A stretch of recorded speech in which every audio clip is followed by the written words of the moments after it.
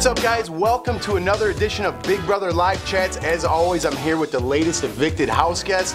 This week, sadly, it's Howard.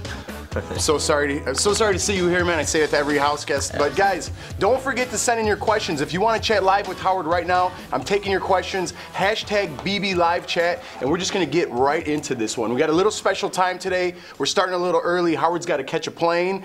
But so we're just going to do this nice and simple, Howard. Get this out of the way. Let's do it. Maybe put a smile on that face. Let's do it. Let's do it. Let's do it. All right, Howard, let's just take it back to the beginning, man. All right?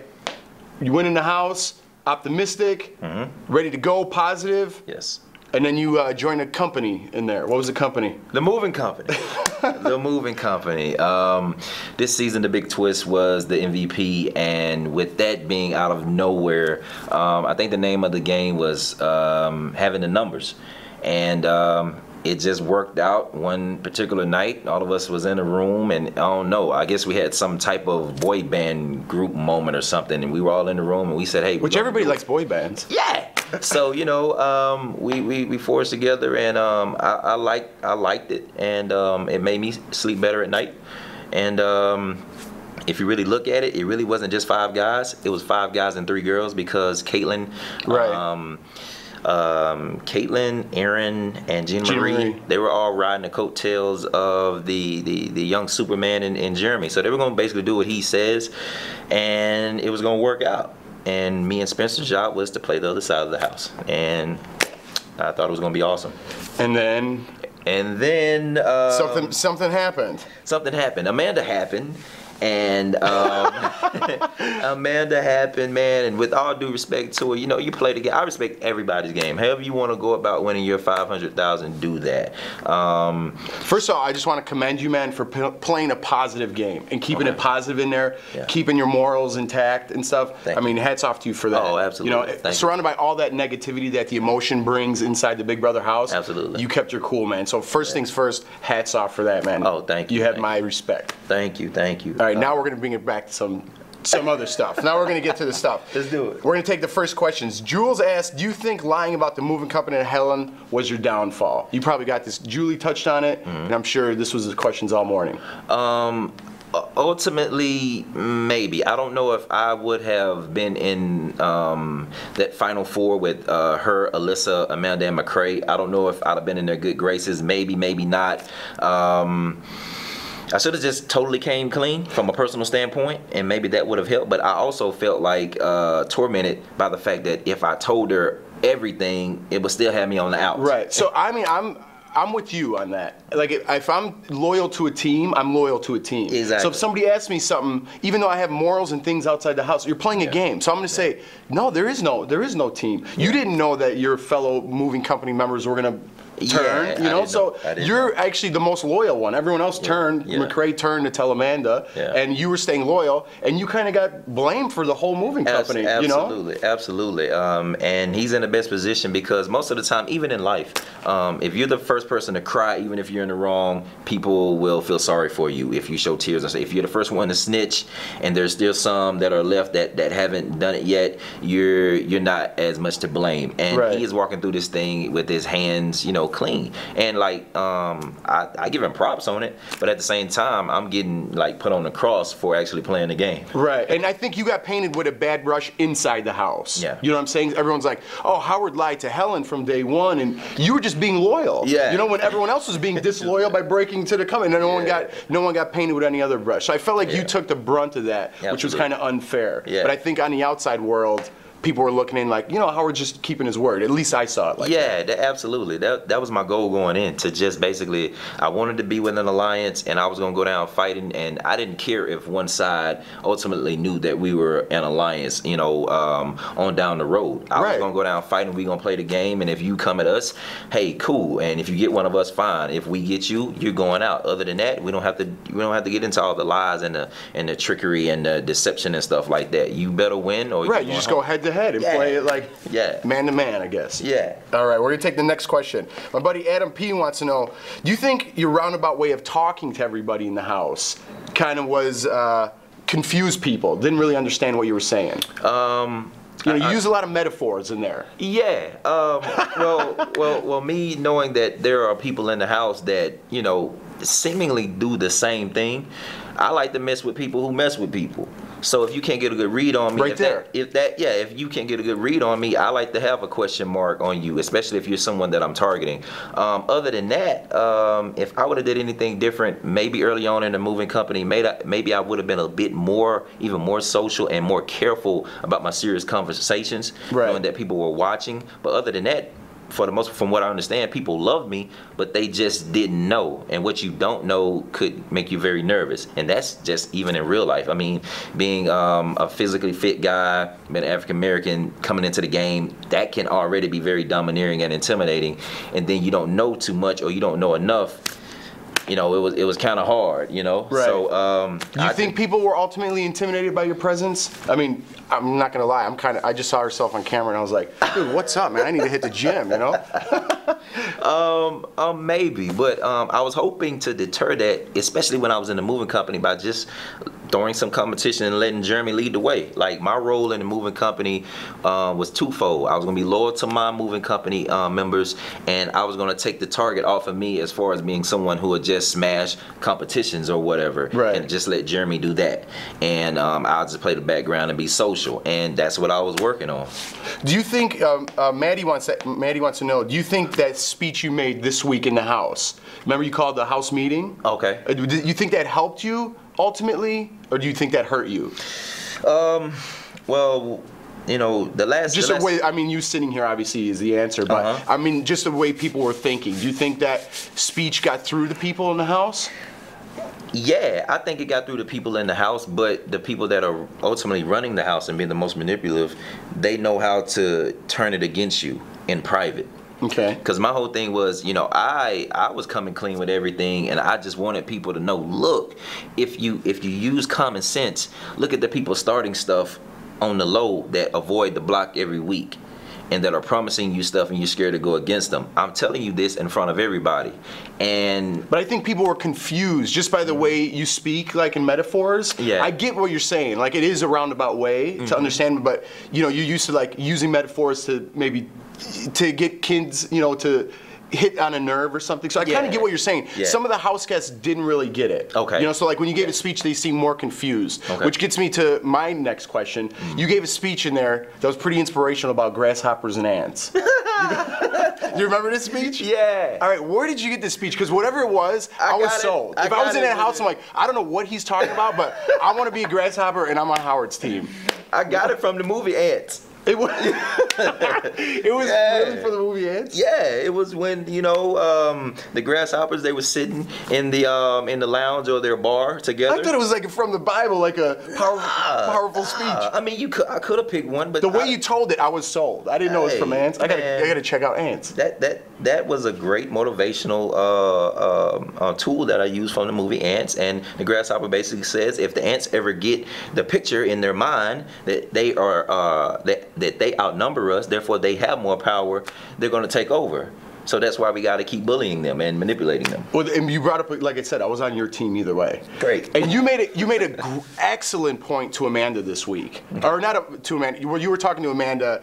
That was a different conversation about. She was like, "Are you MVP?" Were you aware that the whole house thought you were MVP at one point? Yeah. That's where the MVP, for one, it was a shocker this whole season because it was supposed to be the season for non-floaters. I wasn't a floater, but it turns out you should have been a floater. And talking to Amanda about it, you know. Right, she asked you, like, are you MVP? And you're like, no, I'm not MVP, but if I was MVP, you wouldn't believe me either way. And she was confused, but I got what you were saying. Yeah, like it wouldn't have helped either way. So that's where the MVP actually hurt me in a sense, and I didn't even have the freaking power. But I'm glad that they put her up, but it didn't work. That's what I was trying to get at. You made an excellent point when you told everybody, this is your shot. You know what I mean? Like, if you guys don't do anything, you're caught in the middle. You guys are, I'm in this position to go home right now, and you were fine with it. And you said, you guys are going to go home as well. Yeah. They're on top. You made a great point. And with this MVP vote, which I don't understand why I mean, you tried to rally the troops, but no one was rallying with you. No. You made a great. All you need is a third of the house on your side. There's not 2 house guests where you need half the house. All you need is a third to knock somebody out, make a good move. That's it. And I thought you made a great point, and I thought people should have rallied with you because it would have totally disrupted the house if Amanda was gone. Yeah. But it's just like I feel like you tried your rally, but that very limit. You know, you were limited in your rally. Yeah, man, and coming to find out, you know, that I kind of. In a roundabout way, figured out that Judd was a mole for Amanda and McCray, and also that, surprisingly to me, Andy was a mole for Alyssa and Helen. And, you know, that was a big shocker to me as far as Andy. But at the same time, again, I don't fault anybody for their game. Right. I just know in past seasons, we had a young cast this year. And you had a very immature and a timid class of house guests this year. And that really hurt when it was time to stand up and recognize BS and make a move that could change the game. And I think a lot of people wanted to play it safe and just get carried and make it the jury and then get picked off there if the Power Four does. If they aren't broken up, like, okay, you'll make it the jury. They're just going to keep getting picked off. Yeah, like, why can't you focus on the 500,000, break this up, and it be a free fall for 500,000 rather than just hoping to get the, you know, I think jury. some people are content with making it to jury and not making any big moves. There you go. Well, brings us to our next question. Michael asks, Howard, do you think you would have made it further if you would have played the game without your morals and started backstabbing more people? That's not how you wanted to play, but you think you would have made it a little further? Yeah, I could have been nasty. I could have played very nasty. Me and Candace had this conversation, I think maybe last week. She was like, I really, really want the way I could do this game. I want to do it, but I just can't. And I told her, I said, if your spirit won't let you do it, please don't do it. Because, you know, the best thing for me is being able to look at myself in the mirror. And some things the money won't make me do. And I didn't want to do that. And that would definitely throw some chinks in the armor as far as what I said I wanted to stand for coming into the game. Right. Yeah. And so speaking of Candace, Nicole wants to know, do you think being in a showmance with Candace cost you your game? And let me break this into 2 questions for Nicole. First of all, were you in a showmance? I wasn't in a showmance, no. You were not? I was not. Okay, so that's clarified. That's clarified. Okay, so I guess this question is, being in a friendship with Candace hurt your game? Did it hurt your game? If I may answer that 2 ways. Go for it. Yes and no. You can no. answer it 16 ways if you want. Yes and no.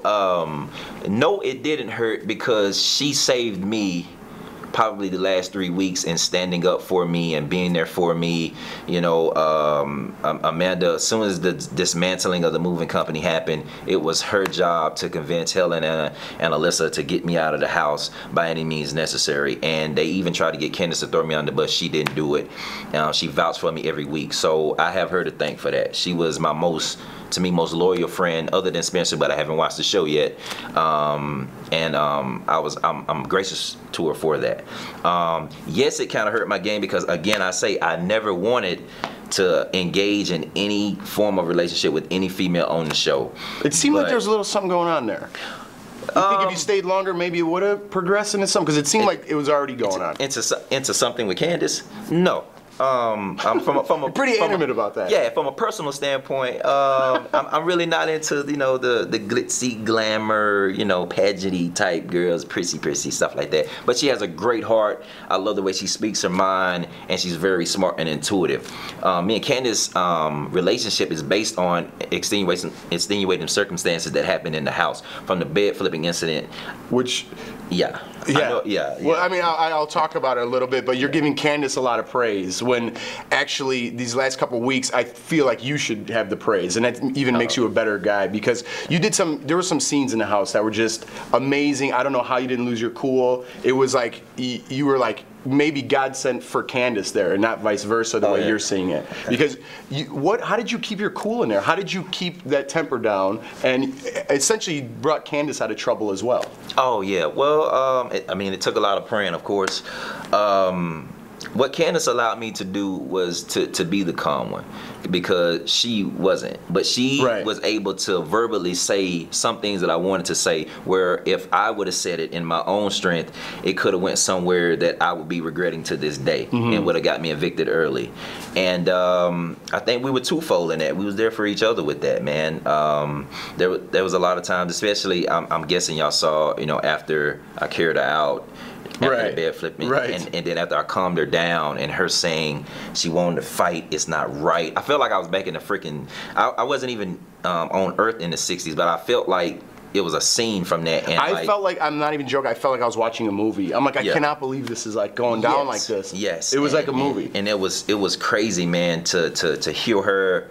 The hardest part was not getting her out of the room. The hardest part was listening to her say, I want to fight. Don't let them take my bed.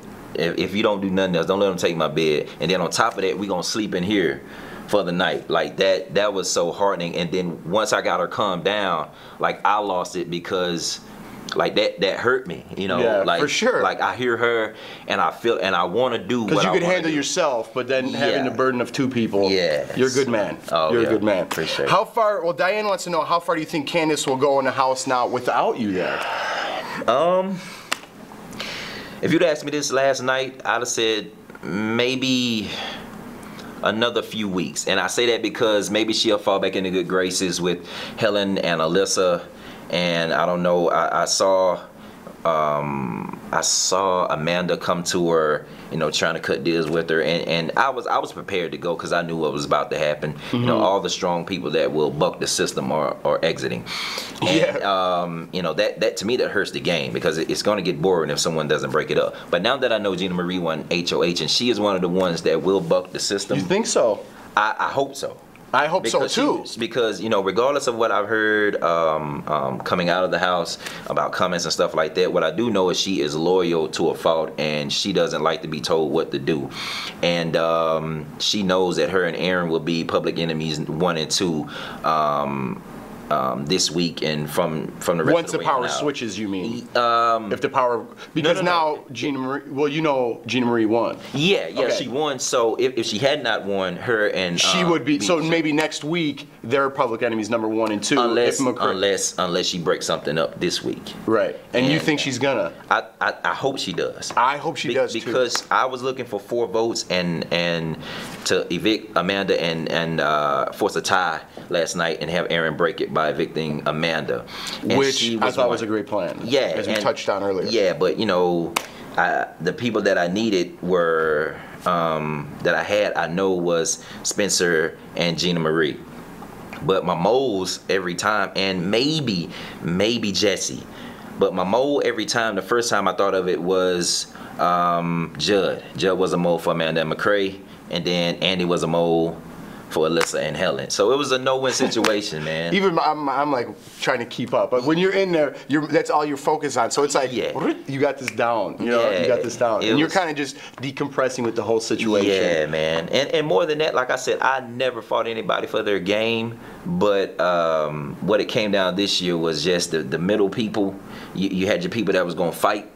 And you know, we were gonna play this game how it's meant to be played. And then you had the people that were very manipulative, and it doesn't matter about the competitions as long as they know that they can prey on the people in the middle. And the people in the middle are either playing safe or they're timid. Right. And they didn't want to make a big move, which was they're so just different. waiting to get picked off. Yeah, in essence. And hoping for something to happen instead of making something to happen when you have the opportunity. Well, gameplay is gameplay, and it's very confusing in that house. But obviously, you're outside that house right now. And Rhonda wants to know, I don't know if you're aware of everything that's going on inside the house, or I know you're aware of some remarks that were said. It might be a little bigger than you know, but you handled it like a man. But Rhonda wants to know, at the finale, would you approach the 3 mean girls? You know, there's a mean girl kind of alliance. Okay, well, you know who I'm talking about. About the remarks that they made. Who's the third girl? Don't quote me on this because I don't want to start making up rules, but I'm guessing it's Aaron, Caitlin, and Gina Marie. Okay, I think that's the Mean Girls Club. I hope I got that right. Otherwise, I'm going to be catching some stuff. But how do you are you going to approach them about the remarks that they made towards Candace? Absolutely not. I think. I mean, even in the Bible, vengeance is not mine, it's the Lord's. He's going to deal with all that tactful, meaningless stuff, and I hope, my prayer is that, you know, the flack that they may catch from this, which is still new to me, it's still hurtful. So you know a little bit about. I do, and I hope it, you know, maybe changes their viewpoint on some things. I hope that it came from not their heart, but just from maybe some insecurities. I hope that it wasn't embedded in them or embedded in them from right. you know, maybe families or something like that, and that, you know, they were just some bad comments made, and I'm willing to forgive because I'm not without my sins in my life. So you know, I'm willing to forgive and forget. I'm not going to approach them about anything like that. I can't, because again, what a guy. I can't. I mean, if he's willing to forgive and it's him the comments directed towards, people out there, it should be a life lesson. Like, you know, forgive. Sometimes you got to give people the benefit of the doubt. I'm not, you know, condoning these comments at all. Oh, absolutely not. You know, absolutely not. But especially living with you, a man like you, there was some comments made. How do you not, if you did have any of those things instilled in you or these weird anything, how do you not change your mind after living with a guy like you? I want to call you on the phone when I'm feeling blue, and I need some speech. I want you to give me some more speeches. Yeah, I got some, man. You are a good man. You are a good man, Howard. Literally, and that doesn't come a lot in a Big Brother game, but you're a good guy. All right, enough of me praising you. Let's take some more questions. All right, cool. Jason wants to know, why do you think Jessie chose to evict you after the talk when she was crying to you?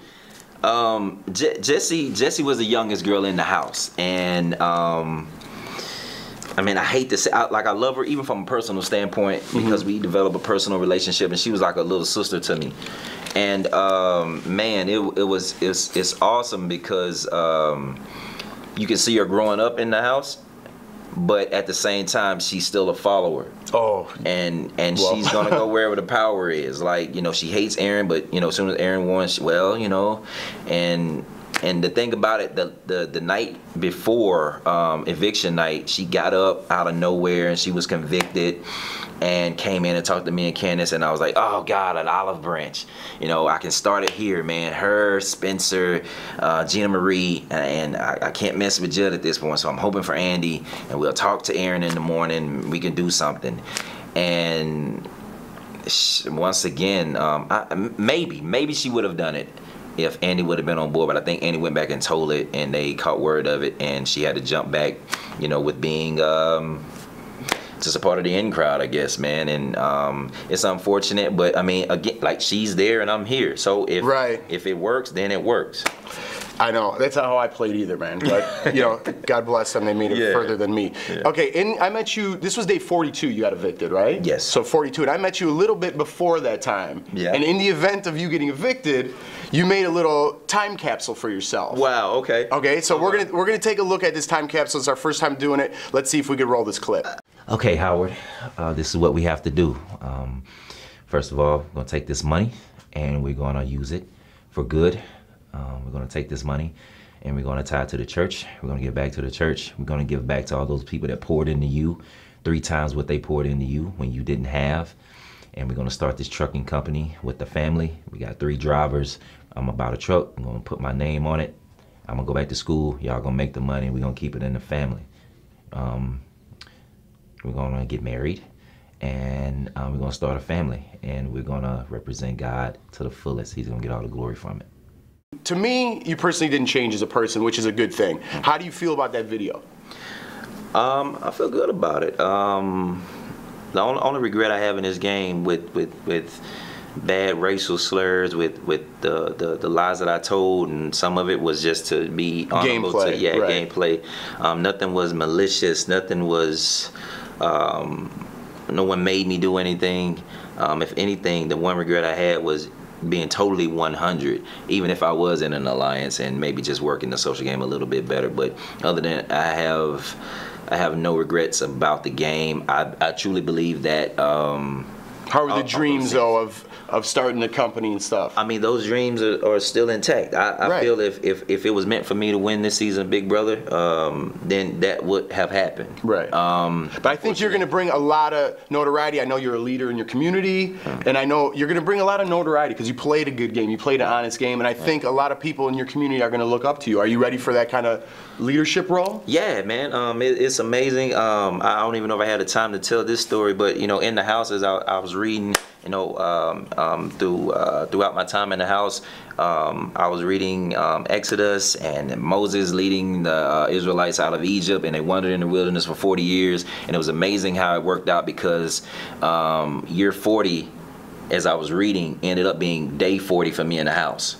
Oh, wow. And I'm like, wow, okay, and day 41, which is the night before eviction, was Moses' last stand, and he's about to die, and he's about to hand it over to Joshua, and he's about to lead the people, the firstborn sons, into the land of milk and honey.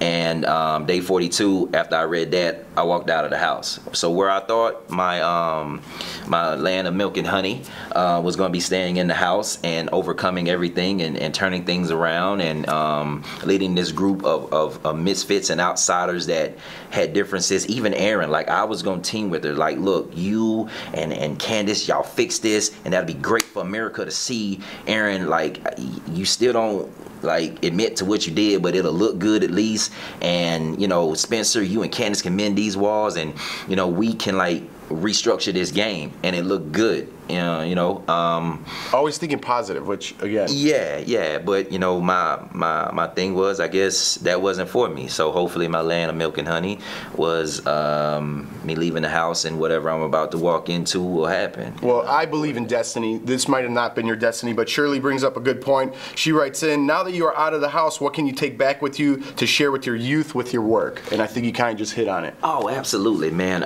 Even back when I was working with the youth, and I started a program called Boys and Men, and it's just, you know, working on life skills and stuff like that. And I did something similar called Girl Talk for Girls. Man, it was great because we did these poster boards with a dream of our lives. And what I want to take back to them is that when I told the story that I have aspirations of being something great and doing something abroad that brings great glory to God, and also encamps my dreams, that can really happen. And some kids laughed at it, but now maybe looking at me on TV, even the kids really, that I work at, like, you can really do that. You don't have to take the easy way out. You don't have to take the quick way out. Like, you can really do and be whatever you want. The sky's the limit. Well, I think this is going to be your future, you know, because you got through to me on the TV, you know what I mean? So in person, you just talking and hearing those stories, yeah. I can listen to them all day. Oh, yeah. You know, that's just me, though. Diane wants to know, will you and Spencer be friends outside this house?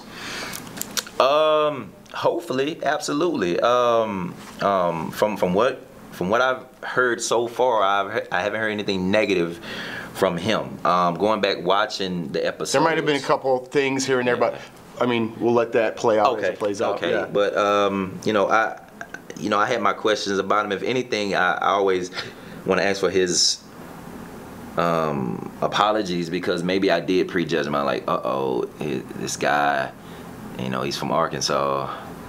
No, I kind of stereotyped him a little bit. He could have did the same. Well, you guys, it seemed like you guys became good buddies in there. I mean, yeah, I never saw anyone play as much pool as you did, by the way. Oh yeah, I am a pool shark right now. You don't want to play me in pool. You were always at that pool table. Yeah, I did a lot of my thinking there, or washing dishes.